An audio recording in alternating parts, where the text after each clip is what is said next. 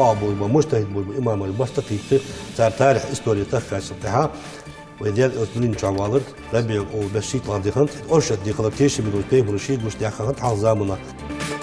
Милость Аллаха для человечества. Сегодня начался третий месяц мусульманского календаря Рабиуль-Авваль, в котором родился пророк Мухаммад. Я знаю, осень, ты так не хотел. Ты стала лишь свидетелем тех лет. Прости меня за то, что грусть приходит. В преддверии памятной даты событиям осени 92-го посвятили памятный вечер в Международном колледже современного управления имени Абрекова. Нам строится садик на 220 мест. Раз. Второй, нам строится спортивная площадка. Социальные объекты для улучшения качества жизни, спортплощадка, детский сад. Что еще строится в селении Инарки?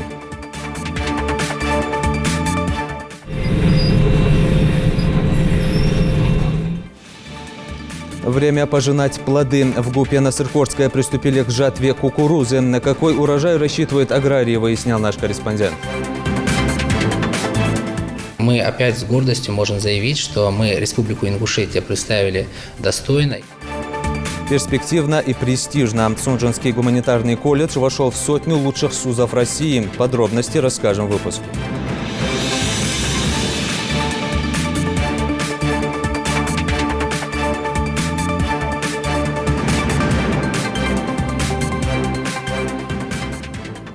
На канале Ингушетия время вечерних новостей. Здравствуйте. Месяц, в котором появился на свет лучший из людей. Сегодня начался третий месяц мусульманского календаря. Время духовного очищения, раздачи милостыни, примирения и укрепления отношений. Рабиуль-Авваль знаменует собой важное событие, изменившее ход мировой истории. В 12-й день этого месяца родился досточтимый пророк Мухаммад, да благословит его Аллах и приветствует. О значимости Рабиуль-Авваль и как его проводят мусульмане Ингушетии – следующий сюжет. Первый месяц весны. Так переводится с арабского языка слово «Рабиуль-Авваль». И действительно, сегодняшний первый день этого месяца для мусульман Ингушетии выдался по-настоящему весенним, несмотря на октябрь. Рабиуль-Авваль – это третий месяц мусульманского лунного календаря. А значим он является по-настоящему феноменальным событием. В этот месяц родился последний посланник Аллаха, пророк Мухаммад, да благословит его Аллах и приветствует. В этот почитаемый месяц весь мусульманский мир празднует это событие, поскольку Аллах благословил человечество рождением лучшего человека на свете.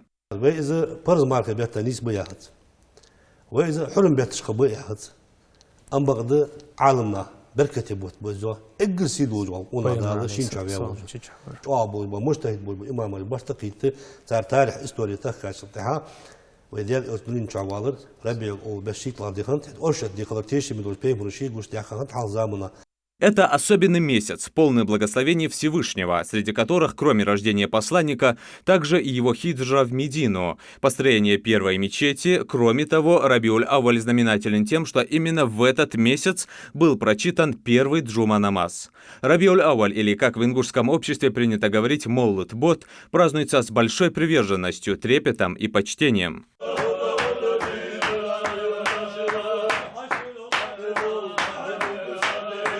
Этот месяц объединяет всех мусульман. Проводятся благотворительные акции, раздают милостыню, читают мовлаты и салаваты, коллективно благословляя пророка, тем самым выражая любовь к Мухаммаду, мир ему и благословение Аллаха. Этот месяц еще одна возможность для мусульман отвлечься от мирского и задуматься о главном, о Всевышнем, который благословил мир своим последним посланником, размышлять над жизнью пророка, мир ему и благословение Всевышнего.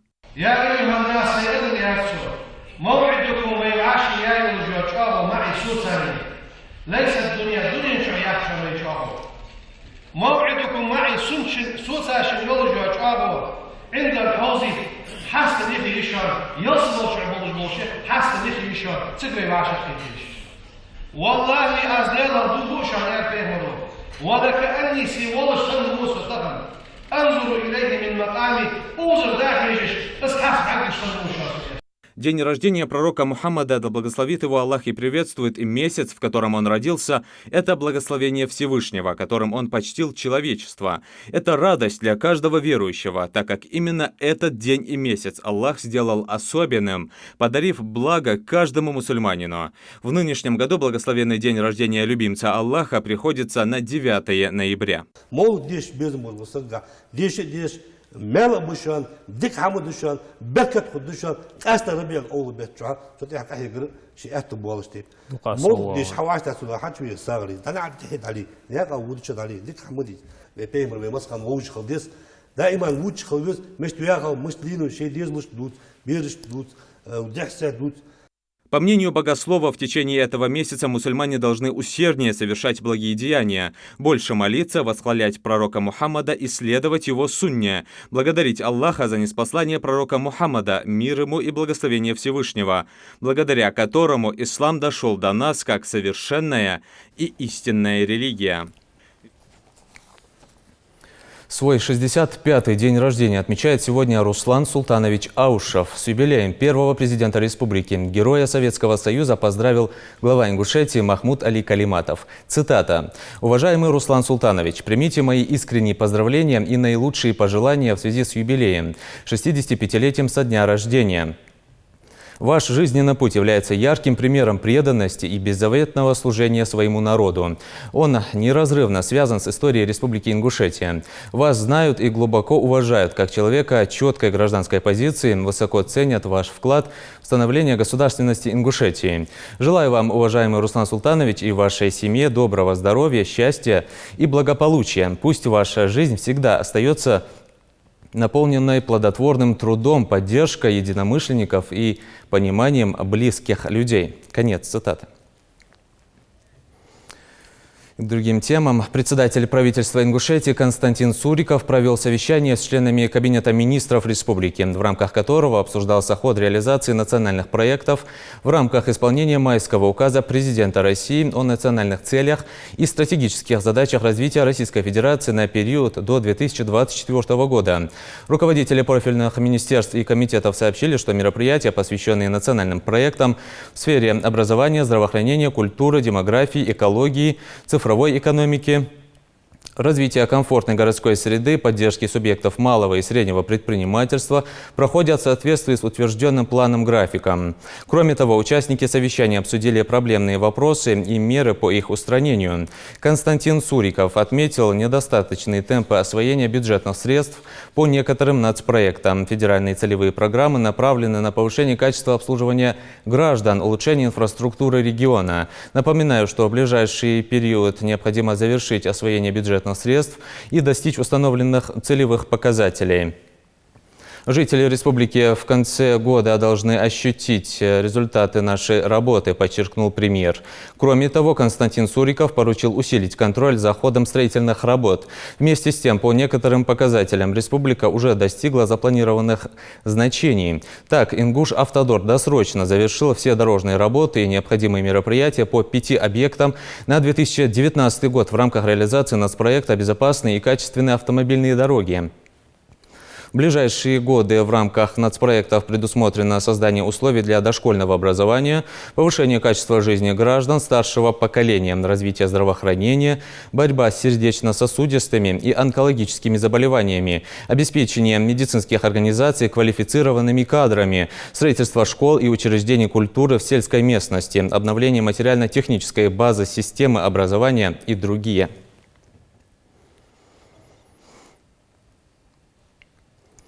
Миннац Ингушетии сообщает, завтра на территории мемориального комплекса Уазуат-Кашмыш состоится общереспубликанское траурное мероприятие, посвященное 27-й годовщине событий осени 1992 года в пригородном районе. Начало в 10:00.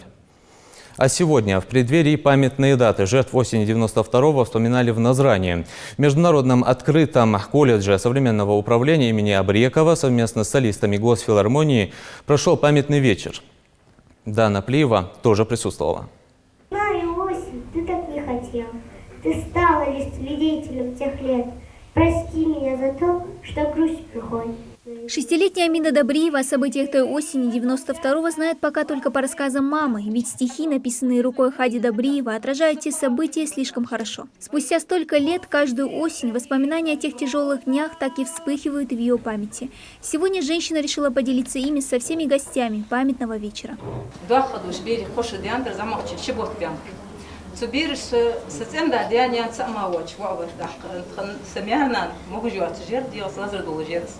Сыны даяқ могут сырцын, бейт болғыш бол, нақсан даяқ могут доғыш ятсыз.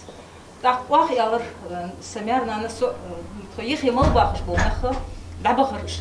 Стихи, написанные Хади Добриевой еще по свежим воспоминаниям, дань памяти и скорби по жертвам конфликта. Часть из них на сегодняшнем вечере читают ее студентки. Я денил, эздил якор, гылгай кыманцы мыссы заханат, ахтахна дейте вахар. وقمن برگوده همه جا خود الحمدات دوق نخ بیلخاب از برگوش خنت سنانا بردینتس سدا بردینتس جا خود دینش خنت شالخ. С той поры прошло 27 лет, но сдержать слезы от строк, пропитанных грустью, болью, для студентки первого курса Мадины Ильяновой непросто. Тяжелые дни этого события остались позади. Современному поколению нужно помнить прошлое, чтобы не допустить повторения его печальных страниц и жить во благо своего народа, уверена девушка. Мы должны понимать, что происходило, понять эту боль. До какой степени это было очень трудно для наших отцов. И чтобы этого не повторилось, нужно больше учиться, трудиться.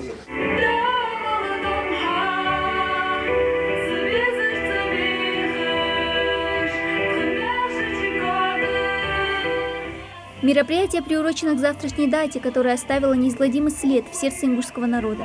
30 октября отмечается в республике как День памяти жертв политических репрессий и трагедии осени 92 года. Организаторами мероприятия совместно с Международным открытым колледжем современного управления выступила и Госфилармония имени Хамхоева. Ведь подрастающее поколение, по их словам, не должно забывать о непростых страницах в истории нашего народа.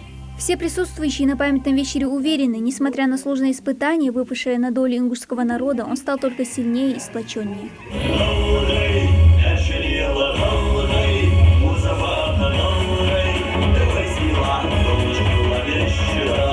Дана Плеева, Магомед Белакиев, Новости 24. Еще раз напоминаем, что завтра на территории мемориального комплекса Уазуат Кашмыш в Назране состоится общереспубликанское траурное мероприятие, посвященное 27-й годовщине событий осени 92 года в пригородном районе. Начало в 10:00. И к другим новостям. Суд приостановил дело о лишении родительских прав родной матери покалеченной Аиши Ажиговой. Временная опека над Аишей снята с регионального уполномоченного.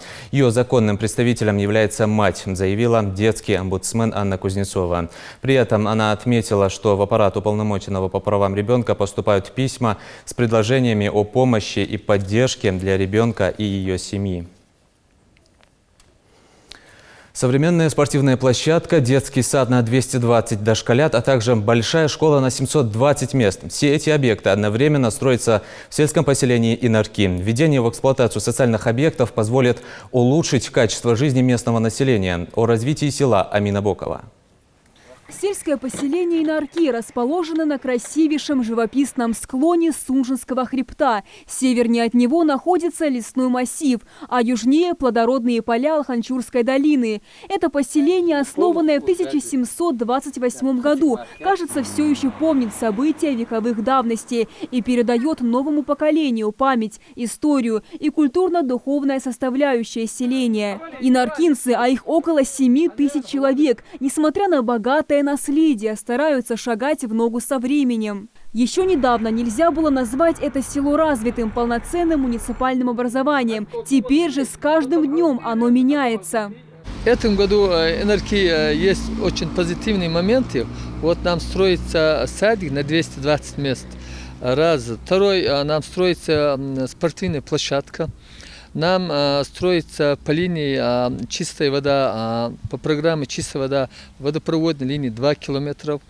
Нам проложили по городская доступность среда по федеральной целевой программе около 3000 квадратных метров асфальтировали дорогу. Одновременно вот строительство вот этих объектов появляются и рабочие места, и инфраструктура, вид, обзор и так далее. Все там входит.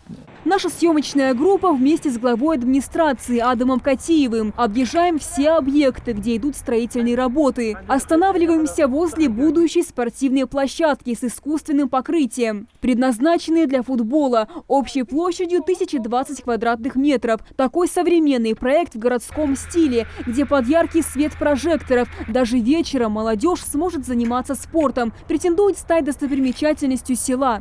Данная площадка строится по линии Минсельхоза Республики. Размерами она 44 на 24 метра. Будет исключительно для игры в футбол, спортивное покрытие, искусственный газон, забор высотой 4 метра. Весь материал уже завезен. Забор, трава находится здесь на складе. В данный момент производим установку опалубки для залития железобетонного фундамента под опору ограды. И производим земляные работы. Одна из самых острых проблем села Инарки является отсутствие детского сада. По этой причине родители вынуждены были отвозить детей в дошкольные учреждения Псидаха, Сагапши и Малгобека. Теперь же все иначе. Информационный баннер на фоне громадной стройки не может не радовать селян. Детский сад, рассчитанный на 220 дошколят и 56 рабочих мест, уже на этапе возведения первого этажа. Сейчас готов только нулевой. Завершить строительство объекта планируется в начале 2020 года. В основном бетонный белхож, да, пазухож по ходу, гидроизоляция, заземление, пазухож забивать между вахтах и бетонные работы. Первый этаж, колонны шаурот, я баргужмиев, деформационные швы, фигеры, диафрагмы жесткости. А тут я перекрытие, опал, да, вот, я ригелищ там. Новости о том, что в скором времени здесь появится полноценный детский сад, сильно обрадовал и Булихан Бекову. В окружении своих внуков она рассказывает о трудностях, с которыми приходилось сталкиваться ей и другим жителям села.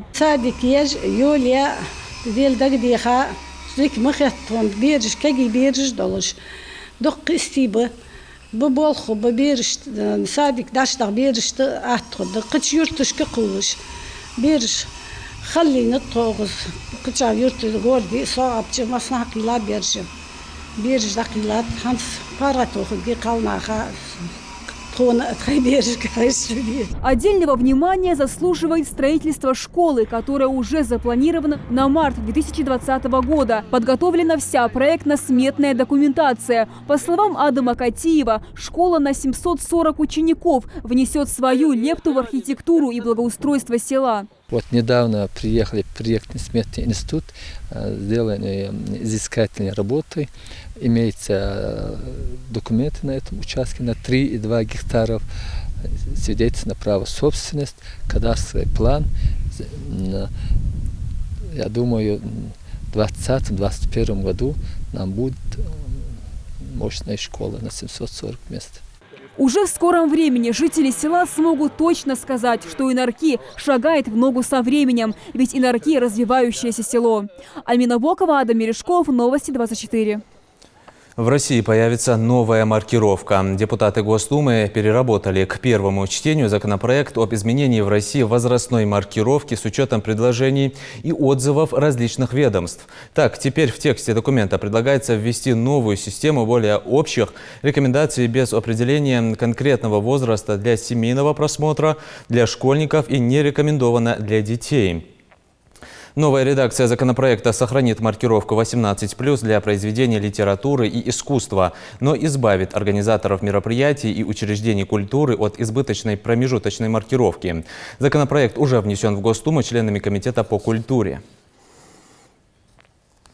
На низкую урожайность сетуют ингушские аграрии, но этот факт не влияет на их работоспособность. В Гупе-Насыркорское приступили к жатве кукурузы. Земледельцы обрабатывают территорию в 730 гектаров. Времени на сбор урожая осталось не так много, поэтому рабочие трудятся в усиленном темпе, продолжит наш корреспондент.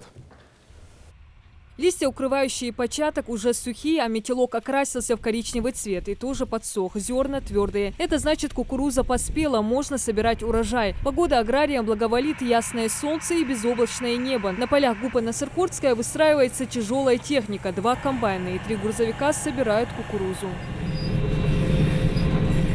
Молотить придется много. Каждый комбайн обрабатывает около 100 тонн зерна кукурузы в день. Для быстрой и эффективной работы в ГУПе даже привлекли специалиста из Ставрополя Алексея Базакина. Опыт работы 10 лет. За это время он научился быстро и маневренно работать на комбайне. Делится, что управлять такой машиной может и закрытыми глазами. Ничего сложного нет. Медведь на велосипеде ездит, а на комбайне работать всякий научится. И особенности уборки тоже разные. Повыше она лучше убирается, пониже немножко похуже. Ну, убираем всю. А сегодня? Сегодня есть и хорошее, есть и похуже. Им предстоит обработать 730 гектаров кукурузных полей. За один заход бункер комбайна отсеивает початок от зерна в массе 5 тонн. Далее аграрии выгружают все в грузовики, которые уже отправят урожай на сушку.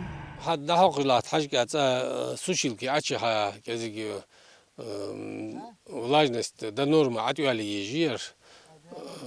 Цигер на хранение, а вот я цигер реализация гихохун. Я был что зарплата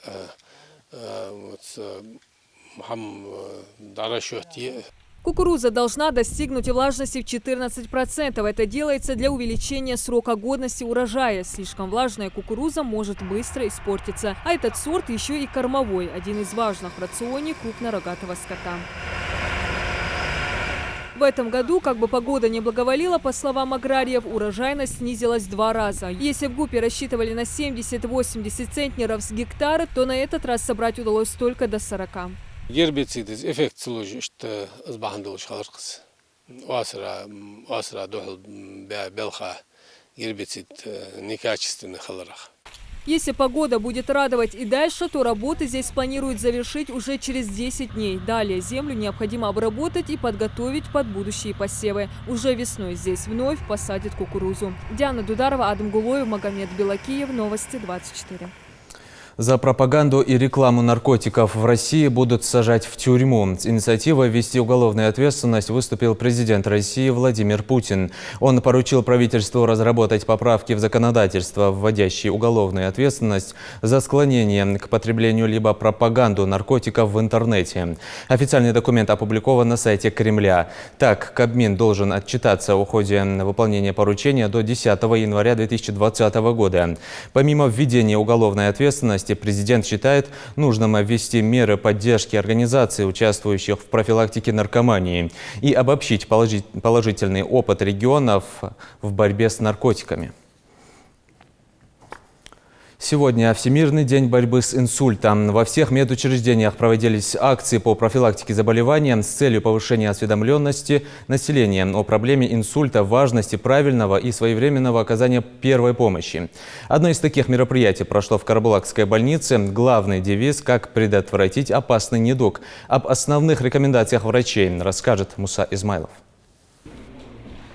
Отлично. Давайте другой рукой. Салман Юлаев год назад перенес инсульт, и его левую часть полностью парализовала. По его словам, он даже двигаться не мог. Состояние было ужасным. На помощь пришли медики, и за это время потихоньку части тела стали восстанавливаться, приходить в движение. Он почувствовал себя лучше. Если бы не врачи Карабулакской больницы, все могло закончиться плачевным исходом, рассказывает Салман.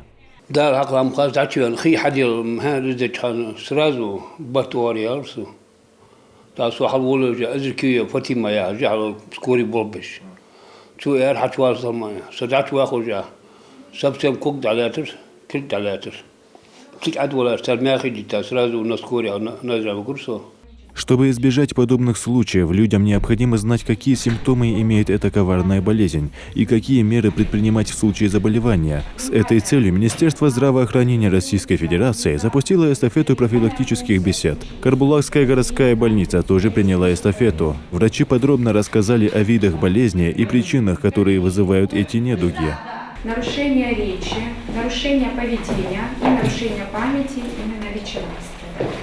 В мероприятии приняли участие и школьники города Карабулак. Они в стихотворном виде рассказали присутствующим в зале, как определить симптомы инсульта. Артикуляция. Попросите назвать Попросите назвать свое имя и фамилию. Решение, если улыбка кривая. Не поднимается рука. Впрочем, от инсульта сегодня никто не застрахован. Даже молодые люди входят в группу риска. По всей России каждый год 1000 больных проходят реабилитацию в больницах. Только 8% из них возвращаются к прежней жизни. Цифры устрашающие. Еще вчера больной был полон сил и планов. Сегодня же с трудом двигается, а то и вовсе парализован. Восстановление после инсульта требует затрат и времени, сил и средств. Поэтому врачи призывают не доводить до этого, а заняться профилактикой. Говоря о профилактике, врачи настоятельно рекомендуют отказаться от малоподвижного образа жизни. Мадина Баркинхоева работает неврологом уже 6 лет, и за это время она лечила пациентов с различными симптомами заболевания. Она подробно рассказывает, как по ряду признаков узнать наличие этой болезни. Острое нарушение мозгового кровообращения. Они могут быть как в изолированном виде, так и в сочетании друг с другом. Это может быть онемение, слабость в конечностях. Чаще всего это бывает с одной стороны тела, либо правая рука, правая нога, либо левая рука, левая нога. Это могут быть онемение и асимметрия лица. Может быть выраженное головокружение, шаткость при ходьбе, неустойчивая походка. В нашей республике в прошлом году, по данным Министерства здравоохранения, более 700 человек перенесли инсульт. Поэтому крайне важно информировать население, предупреждать людей о серьезных последствиях после инсульта. В конце мероприятия лекторы вновь призвали присутствующих вести здоровый образ жизни и чаще проходить консультацию со специалистами. Муса Измайлов, Магомед Белакиев, Новости 24. Боксеры из Ингушетии стали чемпионами соревнований Российского студенческого союза по боксу, которые проходили в Кабардино-Балкарии. Победителями турнира стали Рахим Гогиев, Урусхан Костоев и Рахим Плиев. Они представляли спортивный клуб «Чингиз». Турнир среди юношей 14-15 лет стал отборочным этапом на первенство России. В ходе состязаний разыграны награды в 13 весовых категориях. Еще один воспитанник спортивного клуба «Чингиз» Магомед Елхароев завоевал золотую медаль на проходивших в Оренбурге всероссийских соревнованиях по дзюдо на призы Вооруженных сил России памяти Виктора Черномырдина среди юношей до 18 лет. Юный дзюдоист выступал в весовой категории до 46 килограммов. За награды престижных состязаний сражались более 600 спортсменов из 38 регионов нашей страны. На протяжении 2 дней дзюдоисты разыграли 17 комплексов медалей, а лучшие из лучших стали еще и обладателями путевок на финал первенства России. Сунжинский гуманитарный колледж вошел в 100 лучших СУЗов России. Представители учебного заведения приняли участие в международном форуме в Санкт-Петербурге, в рамках которого проходила 15-я Всероссийская конференция «Проблемы и перспективы развития среднего профессионального образования в России». Форум собрал представителей лучших СУЗов страны. Подробности конкурса в сюжете Тамары Хашагульговой. Стройные ряды студентов, будущие медики, преподаватели, экономисты и весь педагогический состав. Все в ожидании своих первых наставников. Прямо с трапа самолета они едут в родной колледж. На днях учебное заведение вошло в 100 лучших СУЗов страны, поэтому повод для праздника очень весомый. Почетных гостей встречают, как и положено, с цветами, стихами и поздравлениями. Лучшие гении блистали умом. Достойное выступление, талант, нет шансов уйти без наград. Специально для такого торжественного случая Хади Евлоева, преподаватель русского языка и литературы, подготовила стихотворение собственного сочинения. Когда она узнала о радостном событии, строчки сами собой сложились в произведение. Для нее было важно выразить свою гордость родным колледжам именно так. Стихи я пишу более 10 лет, и этот стихи в основном мои написаны про такие яркие даты истории нашей Ингушетии, про трагические даты в основном. И эту дату мы не могли не отметить, так как наш колледж вошел в 100 лучших СУЗов России. С 25 по 28 октября в Санкт-Петербурге проходил 15-й международный образовательный форум, в рамках которого гуманитарный колледж признали одним из 100 лучших СУЗов России. Золотой медалью 100 лучших СУЗов России почетным дипломом награждается гуманитарный колледж города Суржа, Республики Ингушетия. Колледжи оценивали по 10 показателям: научно-технический и интеллектуальный потенциал, удовлетворенность учебой, имидж учреждения, связь с научно-исследовательскими институтами и вузами, а также вопрос трудоустройства выпускников. Мы получаем письмо от оргкомитета ежегодно о том, что наша образовательная организация включена в список образовательной организации, которые номинированы на 100 лучших вузов Российской Федерации. Позже уже мы выезжаем в Санкт-Петербург, уже сам в город, и по результатам конкурса, а конкурс у них в основном проходит по интернет-мониторингу, который идет, и определяются 100 лучших вузов Российской Федерации. И мы опять с гордостью можем заявить, что мы Республику Ингушетия представили достойно. Гуманитарный колледж существует только с 2016 года, но это уже его третье по счету достижение, несмотря на то, что до недавних пор им приходилось ютиться в арендованном здании. Но все эти годы руководство и педагогический состав с самого начала ставили перед собой задачу дать студентам качественное образование. Подтверждают это и учащиеся.